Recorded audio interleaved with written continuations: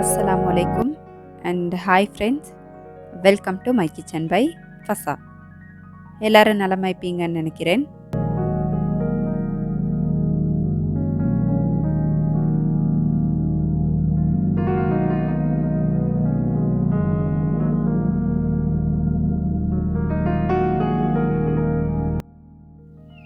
இன்றைக்கு பகல் சாப்பாட்டுக்கு விசேஷமாக ஒரு கோழிக்கறி செய்வோம் அப்படின்னு தான் கோழியை நல்லா உப்பு மஞ்சள் தேசிக்காய் புளி போட்டு கழுவிட்டிக்கிறேன். இந்த ரெசிபியோட பேர் கோழி பிஸ்டேக், அப்படி இல்லாட்டி கோழி குருமா, இப்படி வேணும்னாலும் செல்லும். இதே செய்முறையில் உங்களுக்கு மாட்டிறைச்சி அப்படி இல்லாட்டி ஆட்டிறைச்சி பயன்படுத்தியும் இந்த பிஸ்டேக்கை செஞ்சுக்கலும். நான் இன்றைக்கி செய்கிற ரெசிபிஸ்ட அளவுகள் எல்லாமே டிஸ்கிரிப்ஷனில் இருக்கும். டிஸ்கிரிப்ஷன் அப்படின்னா இந்த வீடியோவுக்கு கீழே குட்டியாக ஒரு அம்புக்கு இருக்கும். அதை அழுத்தி பார்த்தீங்க அப்படின்னா நான் எல்லாம் டைப் பண்ணி வச்சுப்பேன்.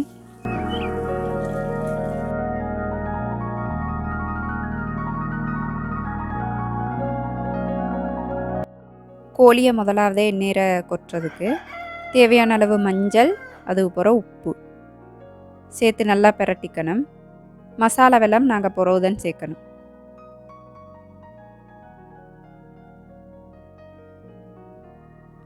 சட்டி நல்லா சூடாயின பிறகு நான் கொஞ்சம் தேங்காய் எண்ணெய் சேர்த்திக்கிறேன். கொஞ்சம் கடுகு, அதோடய கொஞ்சம் வெந்தயம் சேர்த்துக்கணும். கொஞ்சம் வெங்காயத்தை போட்டு லேசாக வதக்கிக்கணும்.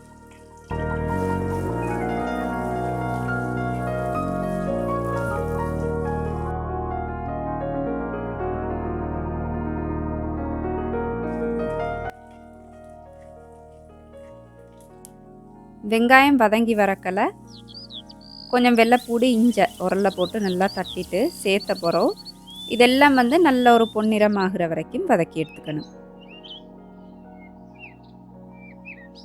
இப்போ இந்த கலர் வந்த பிறகு நாங்கள் ஏற்கனவே உப்பு மஞ்சள் போட்டு பிரட்டி வச்சிருந்த கோழியை போட்டு எண்ணெயோட நல்லா பிரட்டிடணும். இதுக்கு நாங்கள் தண்ணி சேர்க்க மாட்டோம். ஏண்டா தண்ணி சேர்த்தோம் அப்படின்னா இந்த கோழிக்கறியோட ருசியே இல்லா போய்த்திரும். அப்போ அந்த கோழியில் உள்ள தண்ணியே போதும் அது வேகிறதுக்கு.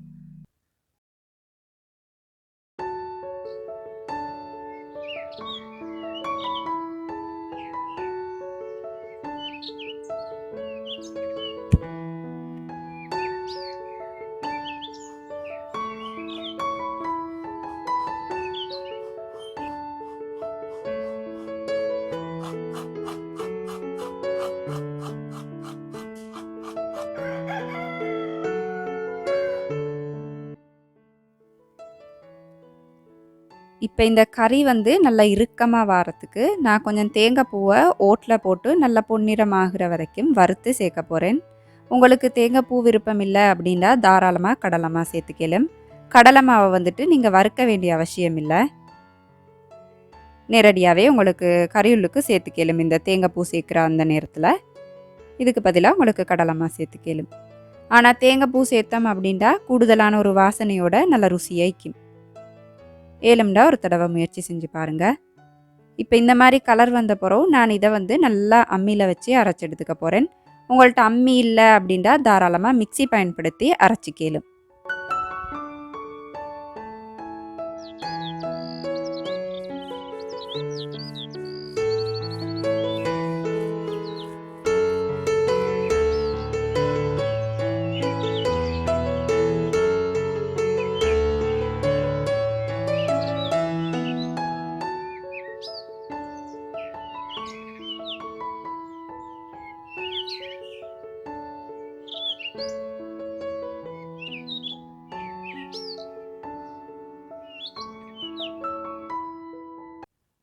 கோழி இந்த மாதிரி நல்லா கொதித்து வேகக்கலை உள்ளுக்கு கொஞ்சம் கருவேப்பட்டை, கருவேப்பிலை, கருவாயிலை, ரம்பை எல்லாம் வாசனைக்காக வேண்டி சேர்த்த போகிறோம். நான் கொஞ்சம் மசாலா சேர்த்திக்கிறேன். மிளகுத்தூள், சரக்குத்தூள், அதுக்கப்புறம் நச்சீரகத்தூள். இப்போ இதெல்லாம் கொஞ்சம் தண்ணி சேர்த்து நல்லா கரைச்சி எடுத்துக்கணும் கட்டி இல்லாமல்.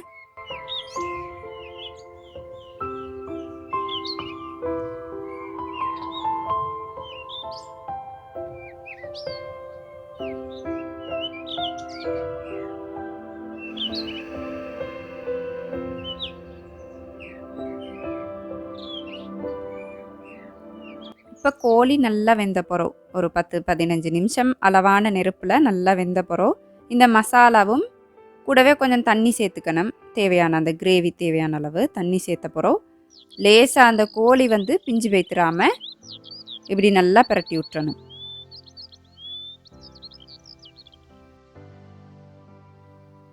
இப்போ இந்த மசாலோட பச்சை வாசனை போகிற வரைக்கும் அடி பிடிச்சிடாம தீயை வந்து குறைவாக வச்சு வேக வச்சுக்கணும்.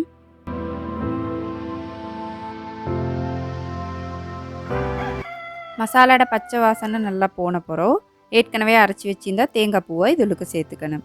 இப்போ இந்த ஸ்டேஜில் உங்களுக்கு விருப்பம்டா தேங்காய் பூவோட கொஞ்சம் தயிரை கலந்து சேர்த்துக்கலும். கறி வந்து நல்லா இறுக்கமாகவும் ருசியாகவும் வைக்கும். நான் இன்றைக்கி சேர்க்கல தயிர், ஆனால் உங்களுக்கு விருப்பம்டா கட்டாயம் சேர்த்துக்கோங்க.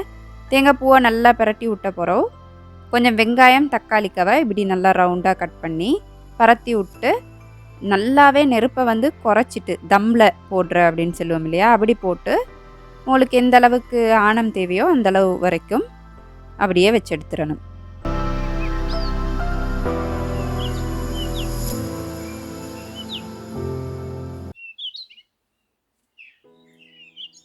ஏண்ட புள்ளைகள் பார்த்தண்டா கொஞ்சம் மரக்கறி தின்றதுக்கு களவு பண்ணுவாங்க. சுட்டி நான் இன்றைக்கு என்ன செஞ்சேன் அப்படின்னா கொடியில் நிறைய அவரைக்காய் காய்ச்சிச்சு. அப்போ அதெல்லாம் வச்சு ஒரு பக்கோரா மாதிரி செஞ்சு சோத்தோட சாப்பிட கொடுப்போம் அப்படின்னு தான் அவரைக்காய் பறிச்சுட்டிக்கிறேன்.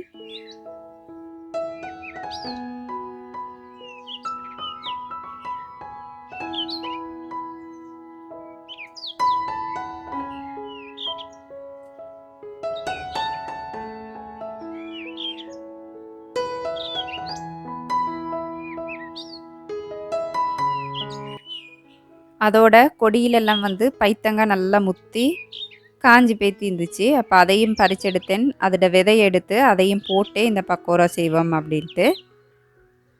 கூடவே இந்த மீஞ்சி இலைன்னு சொல்லுவோம் இல்லையா, இந்த புதினா கீரையும் வந்து நல்லா தழைச்சி இருந்துச்சு. அப்போ இதில் கொழுந்தெல்லாம் நாங்கள் பறிக்கக்கல, அது இன்னும் அழகாக வளரும். அதை சுற்றி இந்த புதினா வளர்க்குறீங்க அப்படின்ட்டா அது வளர வளர பறிச்செடுக்கணும். அப்போ தான் அது நல்லா செழிப்பாக வளரும்.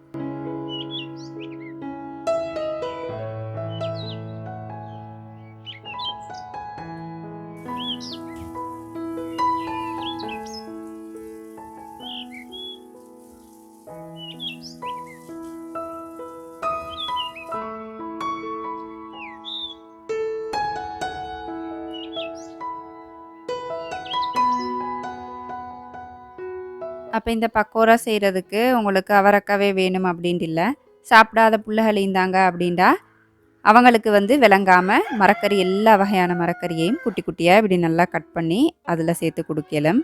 அதுக்கிடையில் இந்த கோழிக்கறி வந்து நல்லா வற்றி ஆணமெல்லாம் சரியாய்க்குது. அப்போ நான் அதையும் இறக்கி வச்சுட்டேன்.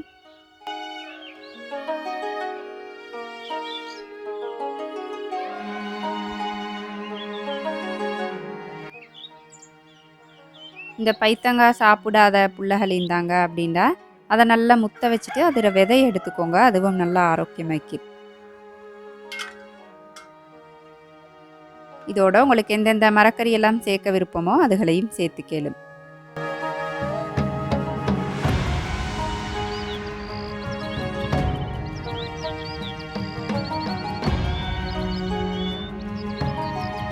புதினா கீரை கொஞ்சம் அரிஞ்சு சேர்த்திக்கிறேன். தேவையான அளவு பச்சை கொச்சிக்காய் சேர்த்துக்கோங்க. கருவேப்பிலையை நல்லா அரிஞ்சிட்டு சேர்த்துக்கோங்க. வெங்காயம், அதுக்கப்புறம் கொஞ்சம் அரிசிமா சேர்த்துக்கணும். அப்போ தான் நல்லா முறுமுறுன்னு இருக்கும். அதோட கடலைமா கொஞ்சம் சேர்த்துக்கோங்க. தேவையான அளவு உப்பு, கலருக்கு கொஞ்சம் மஞ்சள், காரத்துக்கு தேவையான அளவு மிளகாய்த்தூள், கொச்சிக்காத்தூள் சேர்த்துக்கோங்க. தேவைண்டா கொஞ்சம் கட்டர்த்தூளும் சேர்த்துக்கலும். அதோட கொஞ்சம் மாசி சேர்த்தோம் அப்படின்டா ருசி வந்து நல்லாக்கும். இப்போ இதை கொஞ்சம் நாங்கள் எடுத்து பொரிக்கக்கூடிய அளவு கன்சிஸ்டன்சின்னு சொல்லுவோம் இல்லையா, அந்த அளவு வர வரைக்கும் கொஞ்சம் தண்ணி சேர்த்து பிசைஞ்சு எடுத்துக்கணும். இப்போ இந்த கன்சிஸ்டன்சி வந்துச்சு அப்படின்னா பக்கோரா வந்துட்டு நல்லா வரும். நான் இன்றைக்கி வீட்டிலே செஞ்ச தேங்காய் எண்ணெய் வச்சு தான் பொரிக்கிறேன்.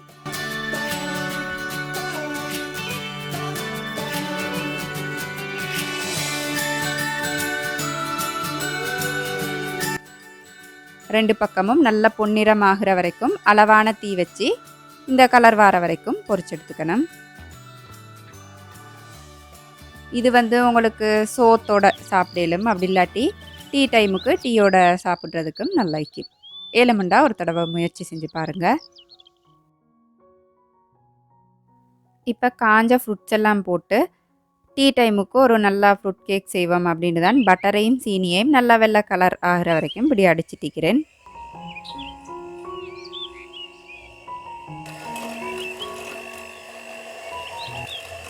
இப்போ பட்டர் சீனி இப்படி நல்லா லைட் கலர் ஆகிற வரைக்கும் அடிப்பட்ட பிறகு தான் நாங்கள் முட்டை சேர்க்கணும். நான் இன்றைக்கி முட்டை நாட்டு முட்டை தான் சேர்த்திக்கிறேன். ஒண்டொண்டா சேர்த்து நல்லா முட்டையை பீட் பண்ணிக்கணும். அப்போ தான் உங்களோட கேக்கில் அந்த முட்டை வாசம் வராது.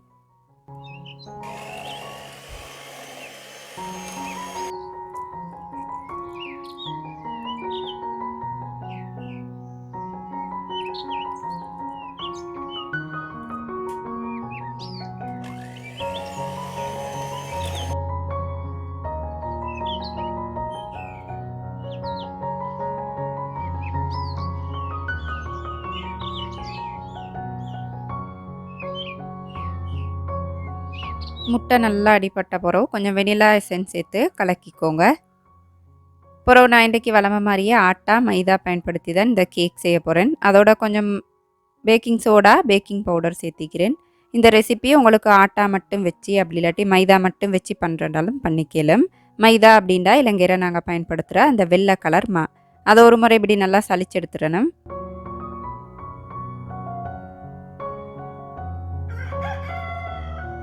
அப்போ இந்த கலக்கலை மட்டும் நீங்கள் பீட்டர் பாவிக்காமல் ஒரு விஸ்க் வச்சு அப்படி இல்லாட்டி ஒரு கரண்டி வச்சு நல்லா கட்டி இல்லாமல் கொஞ்சம் பால் சேர்த்துட்டு கலந்து எடுத்துக்கணும். ஏண்டா அளவுக்கு அதிகமாக நீங்கள் பீட்டர் பாவிச்சிங்க அப்படின்டா உங்களோட கேக் பொங்காமல் அடைஞ்சு போய்த்திடும். அப்போ நீங்கள் எந்த கேக் செய்கிறண்டாலும் கலக்கும் போது மட்டும் ஒரு கரண்டி அப்படி இல்லாட்டி விஸ்க் வச்சு கலந்து எடுத்துக்கோங்க.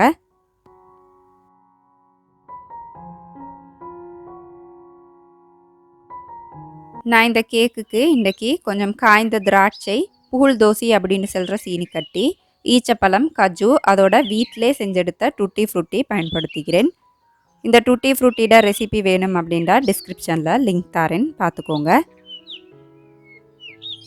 நான் கொஞ்சம் ரெசிபிஸ் இந்த டூட்டி ஃப்ரூட்டி வச்சு செஞ்சது போக மிச்சத்தை தான் இந்த கேக்குக்கு போட போகிறேன்.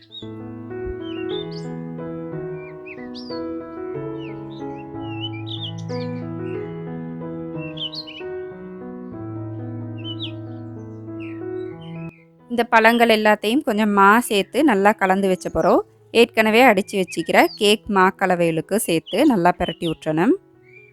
பிறகு உடனே ஆயில் பேப்பர் போட்டு ரெடி பண்ணி வச்சுக்கிற பேனில் போட்டு ப்ரீஹீட் பண்ணிக்கிற ஓவனில் அப்படி இல்லாட்டி அடுப்பில் சட்டியில் வச்சு பேக் பண்ணி எடுத்துக்கலாம்.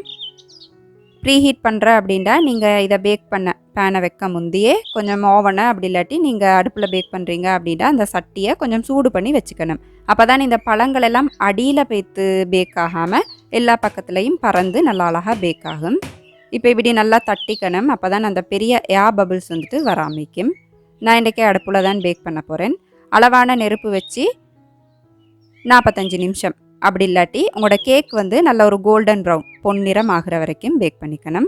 ஓவனில் பேக் பண்ணுறீங்க அப்படின்னா 180 பாகை செல்சியஸ் 45 நிமிடங்கள்.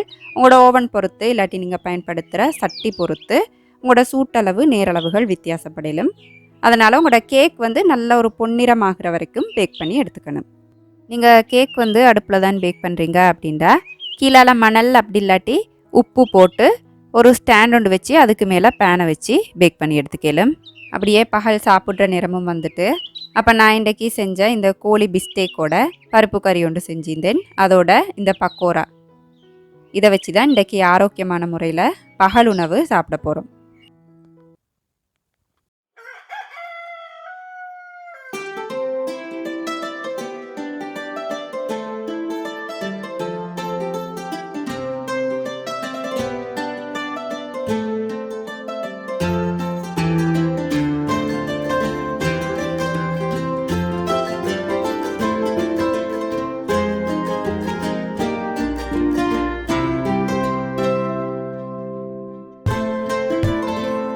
இப்போ ஈவினிங் டைம் ஆயிட்டு டீ குடிக்கிற நேரம் கேக் வெந்துட்டா அப்படின்னு பார்க்குறதுக்கு ஒரு ஈக்கிள் குச்சி அப்படி இல்லாட்டி ஒரு ஸ்டிக் வச்சு நடுவில் குத்தி பார்த்தண்டா அது எதுவுமே ஒட்டாமல் நல்லா க்ளீனாக வெளியே வரணும். அப்போ இந்த கேக் வந்து நல்லா வெந்து ரெடி ஆகிருந்துச்சு.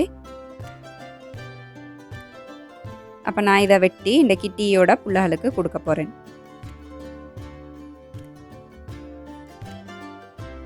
ஆட்டாமா வச்சு பண்ணதுனாலையும் இது இன்னும் ஆரோக்கியமாய்க்கும். ஏழும்டா இன்றைக்கு செஞ்ச எல்லா ரெசிபீஸையும் ஒரு தடவை முயற்சி செஞ்சு பாருங்கள். இந்த வீடியோ உங்களுக்கு சுவாரஸ்யமாக இருந்திக்கும் அப்படின்னு நினைக்கிறேன். ஸோ லைக் பண்ணுங்கள், ஃப்ரெண்ட்ஸ் அண்ட் ஃபேமிலி கூட ஷேர் பண்ணிவிட்டு மறக்காமல் சேனலை சப்ஸ்கிரைப் பண்ணிக்கோங்க. அளவாக சாப்பிடுங்க, அந்த அளவில் ஆரோக்கியத்தை அதிகமாக சேர்த்துருங்க. வாழ்க வளமுடன். தேங்க்ஸ் ஃபார் வாட்சிங்.